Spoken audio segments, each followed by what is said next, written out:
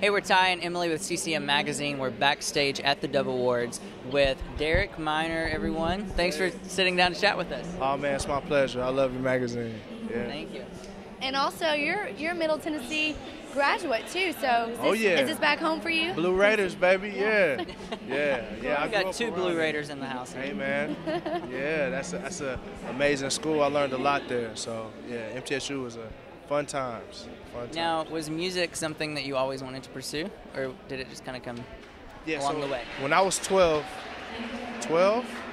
Yes, when I was 12 years old, we were in my mom's or my grandmother's basement. I would go, my mom and my dad weren't together, and I would go to the summers and spend time with my dad. So one day, he had this keyboard. I don't know how he got it, but he could like record your voice actually into the keyboard. Wow. And my dad was saved, and there was a bunch of guys rapping, and one of them was drunk. It took him like 3 days to write one verse. It was bad. He was probably the worst rapper. It was terrible. But what came out from that was my dad was making a beat, and I was like, hey, I can try that out. And I tried it out, and I started freestyling. And from there, I just never stopped rapping. So, yeah. So can you give us your best freestyle? Oh. No pressure at all. About the Dove Awards. Roses are red, violets are blue, the Dove Awards are cool, and so are you. And he dropped the beat. That's how you do it, man. Nice. That's with me. I'm out here. I do bar mitzvahs and quinceañeras and sweet 16s and everything. Hey. So 12 years old, you discovered this passion for rapping, but obviously there's a journey that comes after that. You're not just decide you want to rap one day and then you put an album out. Take us a little deeper into that journey after you decided that this was something you wanted to do. Yeah, so for me, I grew up in a household where, my dad wasn't around really. I only really saw him in the summers. He was addicted to like drugs, so he made a lot of bad decisions. Now that my stepdad, my mom moved us to Tennessee, kind of really get us out of Pontiac, Michigan, which is where I was born, which is really, it's very like poverty-stricken, and there's a lot of crime and different things there. So it's a city that needs a ton of prayer, even right now. But she moved us out to the south, and she married another guy, and he was also addicted to drugs as well. So I kind of grew up really with music being an outlet for me to kind of just talk about the pain, because I think oftentimes, me even having kids, I don't think we realize how much our struggles, our kids also bear the burdens of that. So I would bear the burdens of those things and would make music about, just my struggle in my life.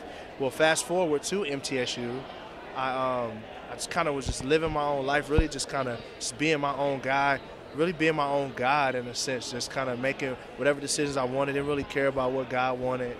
And the Lord just broke me in my dorm room. Like, there was this guy named Eddie. I'll never forget him. He always would just be sharing the gospel with me, consistently sharing the gospel with me. And then just one day in my dorm room, I just broke, and I said, I love you, Lord, and, I want to serve you. And from there, God took my passion for music, and it just made sense. It's like I like rapping. I like God.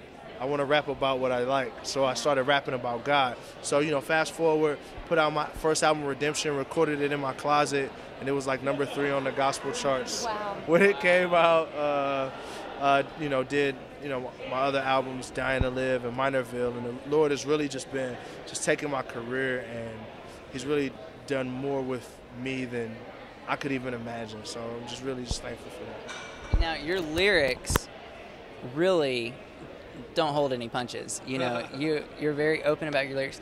What has there been any struggle internally with being that open and real in your lyrics, or do you feel freedom in that calling, like this is something I know I got to do, or do you feel is it a struggle for you to be that open? Well, for me, it's like I told you, as a youth, I would always talk about my issues. So from 12, that always has been how I approach music. So now as an adult, it's sometimes like when I'm writing, I'm like, should I say that? Like, is this too much? Am I sharing too much? But then I also remember, like when I was a kid, I would love for somebody to tell me that hey, you can make it through the struggle, even though, you know, your dads have these issues or your parents have these issues. God loves you in spite of that, and God has a plan for you, and that he loves you. Like, I would have loved to hear those lyrics as a youth. So then that gives me the courage to say, you know what, I will sacrifice all I have and be open if that is able to help out, you know, one or two people or thousands. It doesn't matter. Like, I'm the smallest piece of the story at the end of the day. So but when I shape my view like that, then it makes it much easier to be transparent and open and honest. But it is scary at times. And now, before we wrap up, I know that you have a record label, and so what is your encouragement to young artists who are looking to pursue this? And you know, you've been there, and pursue this yourself, and now you have a record label. Like, what is something that you would speak into the life of young artists? Nice.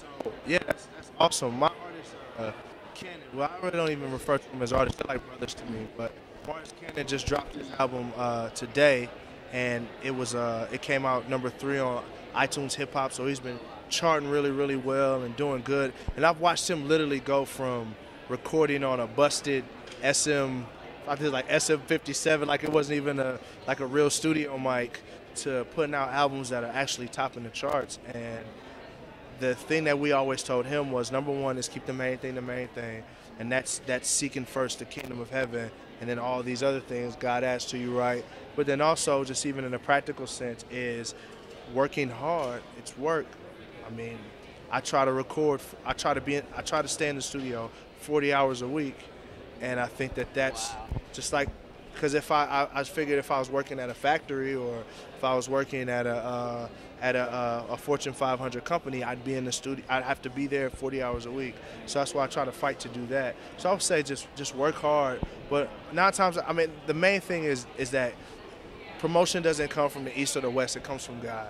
So all I can do is make the music and put it out there, but it's going to be God that's going to make it catch on. And if it doesn't catch on, just be content with what he's allowed you to have. You know what I'm saying? Great advice. Great advice. Thank you so much for being with us tonight.